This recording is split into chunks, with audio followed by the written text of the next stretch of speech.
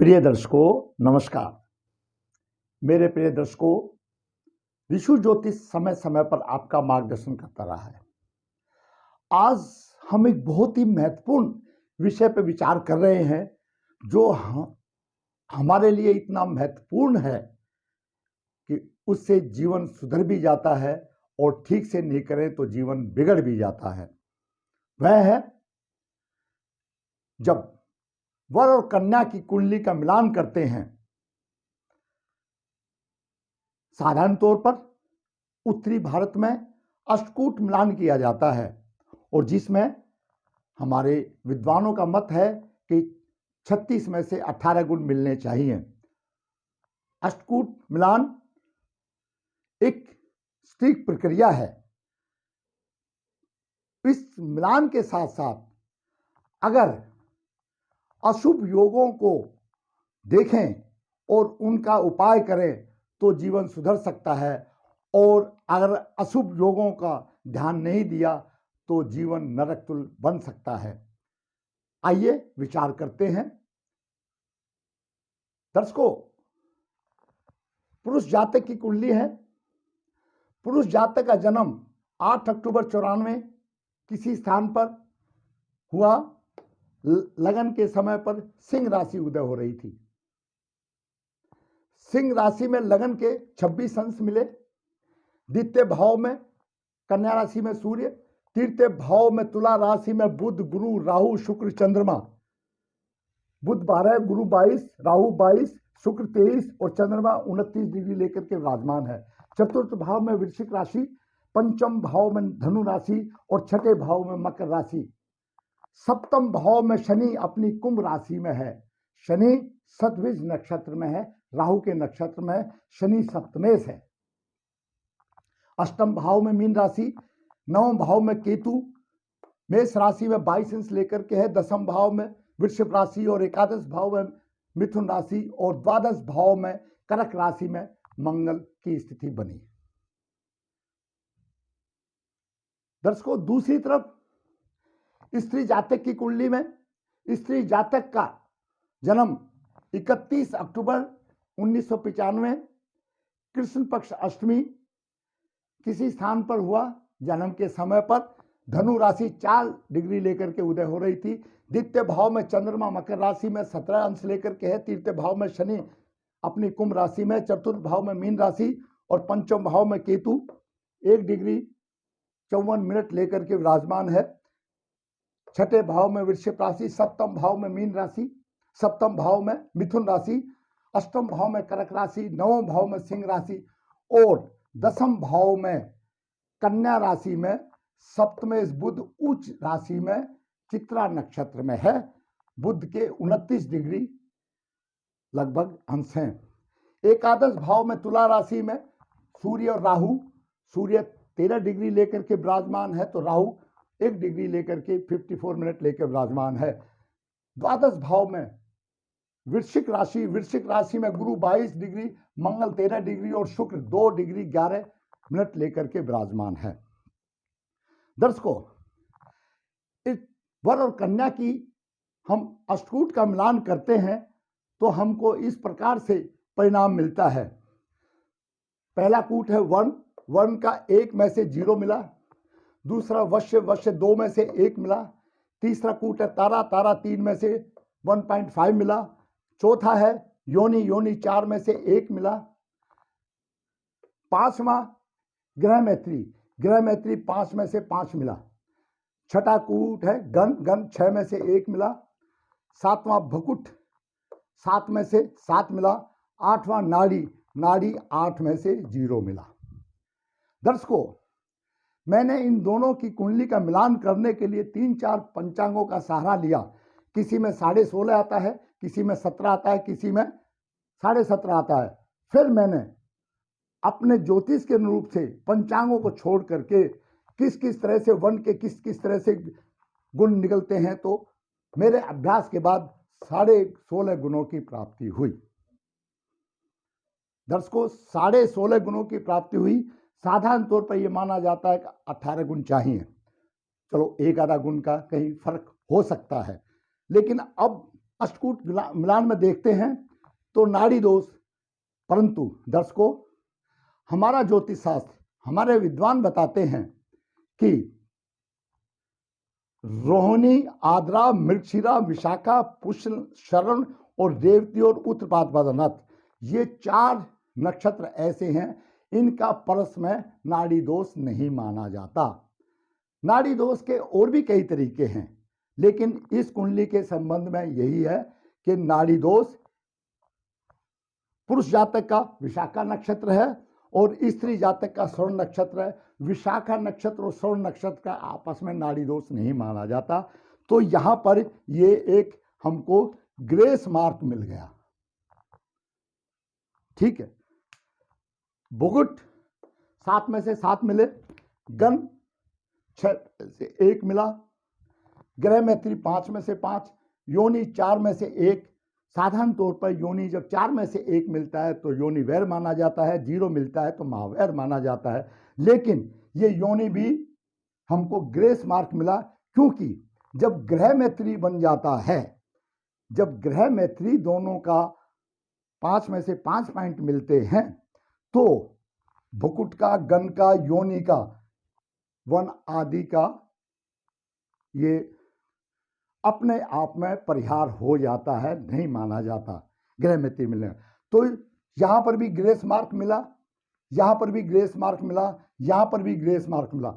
इस जातक और जातिका की कुंडली को मिलाने में हमको 4 जगह ग्रेस मार्क मिला। दर्शकों, ग्रेस मार्क की बात मुझे एक याद आ गई।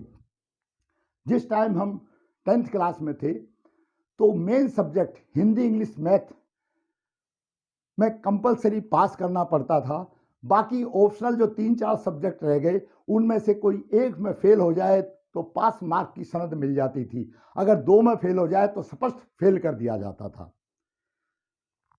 तो ये मानूंगा मैं, क्योंकि नाड़ी दोष इसके लिए एप्लीकेबल नहीं है। ग्रेस मार्क मिल रहा है क्योंकि विशाखा नक्षत्र और श्रवण नक्षत्र है, इन दोनों का आपस में नाड़ी दोष नहीं माना जाता। ये हमारे विद्वानों का मत है, पुस्तकों में लिखा हुआ, लिखित प्रमाणित है। और जब ग्रह मैत्री मिल गया तो गण का, भुकुट का, योनि का, इनका आदि का कोई औचित्य नहीं रह गया। परंतु 18 गुण तो नहीं मिले जो हमारे विद्वान कहते हैं। दूसरा, अब विचार करते हैं इनके जो इंपॉर्टेंट हैं ग्रह योगों के ऊपर, क्योंकि अष्टकुंड मिलान एक स्त्रीक प्रक्रिया है। इसके साथ हमने अशुभ ग्रहों का आकलन करना बहुत आवश्यक है ताकि दंपति का भावी जीवन सुखद बन सके। दर्शकों, शुक्र से चौथा, 8वां, 12वां पाप ग्रह दाम्पत्य जीवन में हानि कराता है और परित्याग की भावना बनती है। दोनों की कुंडली में शुक्र से 12वां पाप ग्रह है। शुक्र तुला राशि में है, 12वां सूर्य है। शुक्र जहां पर विराजमान है तृतीय भाव में, द्वितीय भाव में सूर्य है।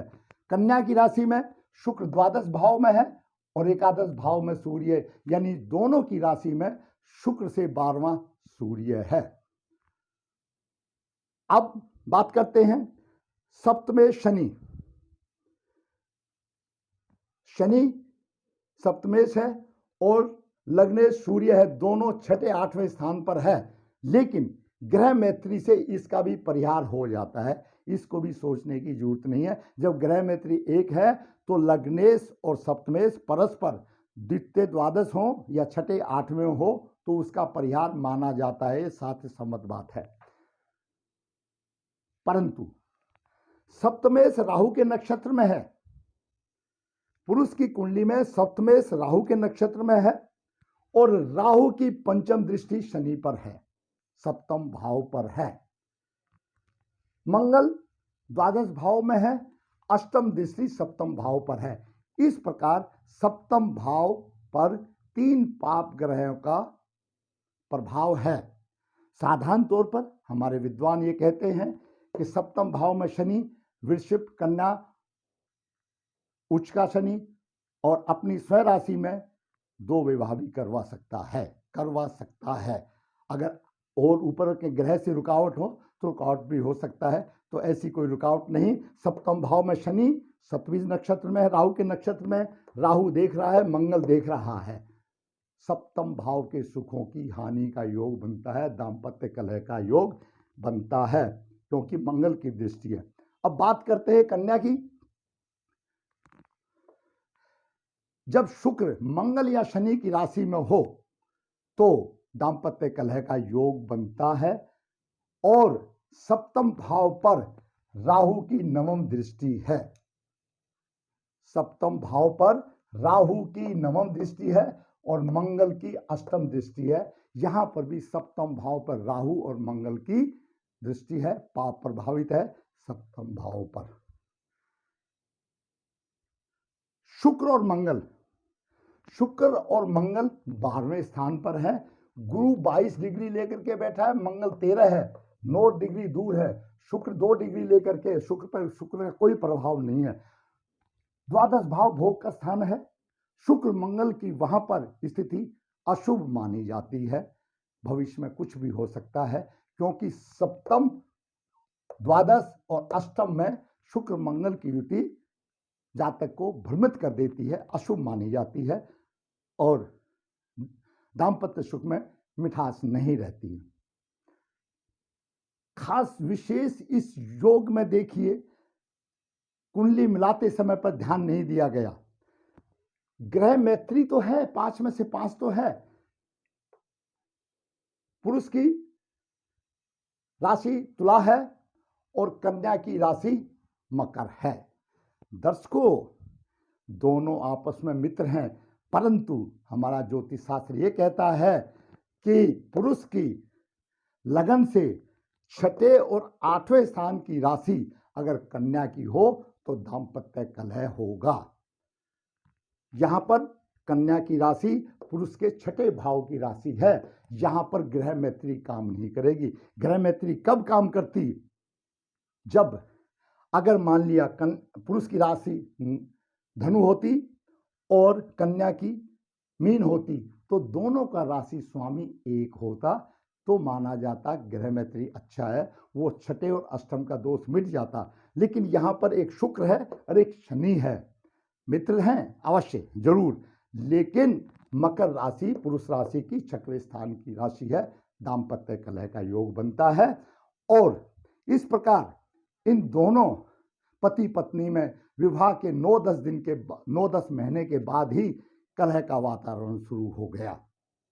दर्शकों, जब आप कुंडली का मिलान करते हैं, मैं आपको 2-4 मिनट और लगेगा, मैं बाकी अशुभ योगों के बारे में भी बता दूं। उन योगों को ध्यान रखना बहुत आवश्यक है। क्या योग हो सकते हैं वो? सप्तमे सप्तम भाव और शुक्र पाप करती योग में ना हो, किसी प्रकार से पाप प्रभाव ना हो, राहु सप्तम में और मंगल की दृष्टि ना हो, दाम्पत्य सुख की हानि होगी। सप्तम भाव सप्तमेश पर भारी पाप प्रभाव ना हो, पंचमे सप्तमेश का राशि परिवर्तन ना हो। यदि इन दोनों में एक शनि है तो, मान लिया पंचमेश शनि है, सप्तमेश कोई दूसरा है, तो पंचमेश सप्तमेश का अगर राशि परिवर्तन हो रहा है और इन दोनों में एक शनि है तो वो भी दाम्पत्य कलह का कारण बनेगा। शनि की युति सूर्य और चंद्र के साथ हो, लगन और पंचम सप्तम में हो, यानी शनि सूर्य के साथ या चंद्रमा के साथ लगन में हो, पंचम में हो, सप्तम में हो, या दृष्ट भी हो, या नवांश में, दोनों शनि सूर्य या शनि चंद्र सप्तम भाव में हो तो भी दाम्पत्य कलह का वातावरण बनेगा। सप्तमेश शनि या राहु के नक्षत्र में है और शनि देखे, दाम्पत्य कलह का वातावरण बनेगा। पंचमेश और सप्तमेश अष्टम भाव में हो या अष्टमेश में राशि परिवर्तन हो, तनाव आएगा एक दूसरे। इसी प्रकार से अगर दोनों की कुंडली में ऐसा है कि भाई पंचमेश सप्तमेश अष्टम भाव में है, तो दोनों की कुंडली में है तो परिहार हो जाता है, जीवन सुखी बनेगा। अगला है लगन से 6ठा मंगल, सप्तम राहु, अष्टम में शनि जीवन साथी का नाश करता है। वर की लगन कुंडली का 6ठे 8वें का स्थान अगर कन्या की राशि हो तो कलह का वातावरण बनेगा। 12वें राहु, द्वादश भाव में राहु हो तो आर्थिक दृष्टि से जीवन में कलह रहेगा। दर्शकों, लग्नेश 12वें भाव में हो, दूसरे और 7वें भाव में पाप ग्रह हो, शनि राहु केतु दृष्ट करें तो दूसरे विवाह का योग बन सकता है। 7वें और 8वें भाव में पाप ग्रह हो, 12वें भाव में मंगल हो और सप्तम में शुक्र हो तो दो पत्नी का योग बनता है। शुक्र और मंगल चतुर्थ, सप्तम, नवम भाव में विवाह भी बाधा कारक भी है, अति कामी भी बनाते हैं, पर स्त्री संबंध भी बन सकता है। कन्या की कुंडली में दूसरे या सप्तम भाव में पाप ग्रह, सप्तमेश एवं गुरु निर्बल हो, नवास में सप्तम नवास और उसका स्वामी पाप प्रभाव में हो तो कन्या विधवा होने के चांस हो जाते हैं। सप्तमेश परस्पर छठे 8वें और दूसरे 12वें हो तो कलह का वातावरण बनता है। कन्या का अष्टम भाव भारी पाप प्रभाव में हो, क्योंकि वह सौभाग्य का भाव है तो दाम्पत्य सुख नहीं रहता। ऐसे केस में कन्या विधवा भी हो सकती है। शुक्र से चौथा, 8वां, 12 भाव, जैसा कि इसमें दिया, शुक्र से चौथा, 8वां, 12वें भाव में अगर पाप ग्रह हो तो दाम्पत्य कलह का वातावरण बनता है। दर्शकों, सूर्य के नक्षत्र में शुक्र हो, यदि किसी भी कुंडली में शुक्र सूर्य के नक्षत्र में हो तो ऐसा देखने में आया है 1 साल में ही मधुरता गायब आ जाती है और कटुता सामने आ जाती है, दाम्पत्य कलह का कारण बनता है। तो मेरे दर्शकों, मैंने आज इस कुंडली मिलान के साथ आपको जो मोटे तौर पर कुछ 15-16 जो अशुभ योग है उनके बारे में बताया। ऐसा नहीं है, कुंडली मिलान के साथ साथ कुछ शुभ योग भी होते हैं, वो आगे किसी वीडियो में हम शुभ योगों का वर्णन करेंगे ताकि वो दाम्पत्य जीवन को अच्छा और मधुर बनाने में सहायक होते हैं।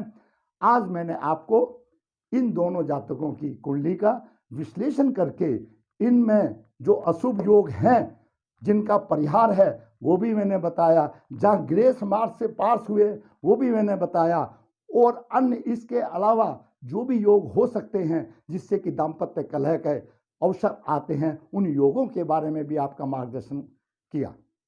दर्शकों, अगर मेरा वीडियो ये आपके लिए बहुत ज्ञानवर्धक साबित हो रहा है तो आप मेरे वीडियो को लाइक अवश्य करना, दूसरों को शेयर करना, और जिसने सब्सक्राइब नहीं किया है वो सब्सक्राइब करना। और दोस्तों, इस वीडियो के माध्यम से मैं एक बात अपने धर्मगुरुओं से ये कहना चाहूँगा कि जो भी कुंडली का विश्लेषण करते हैं, जो भी गुण मिलान करते हैं, गुण मिलान के साथ में ग्रहों की स्थिति देखना अनिवार्य है, वरना ज्योतिष विद्या का उपहास होगा और उन भावी दंपति का जो सुखमय जीवन होना चाहिए नरकतुल हो जाएगा। दर्शकों, ये जितने भी मैंने दोष बताए हैं, जितने भी मैंने 15-16 अशुभ दोष बताए हैं, इन सब का उपाय है। जरूरत है समय रहते पर उनका उपाय करा लेना। उपाय कराने के इन योगों का उपाय कराने के बाद अगर ये जातक कुंभ विवाह करके योगी कन्या के साथ शादी करता तो आज ये दिन देखने का नहीं मिलता। ये उपाय करने के बाद ये कन्या अगर कुंभ विवाह करती तो ऐसा दिन देखने को नहीं मिलता। ज्योतिष में अगर पुरुष के लिए अर्क विवाह बोला गया है और कन्या के लिए कुंभ विवाह बोला गया है। इन दोषों का निवारण करने के बाद पुरुष को अर्क विवाह और कन्या को कुंभ विवाह करके फिर पुनः योग्य साथी से विवाह करने से दाम्पत्य जीवन मधुर होगा। ये मेरा अनुभव है और ऐसा बहुत लोगों ने भी किया। दर्शकों, अगर मेरा वीडियो आपको अच्छा लगा है तो आप जरूर शेयर और लाइक करना, और जिसने मेरा चैनल सब्सक्राइब नहीं किया है वो सब्सक्राइब करना।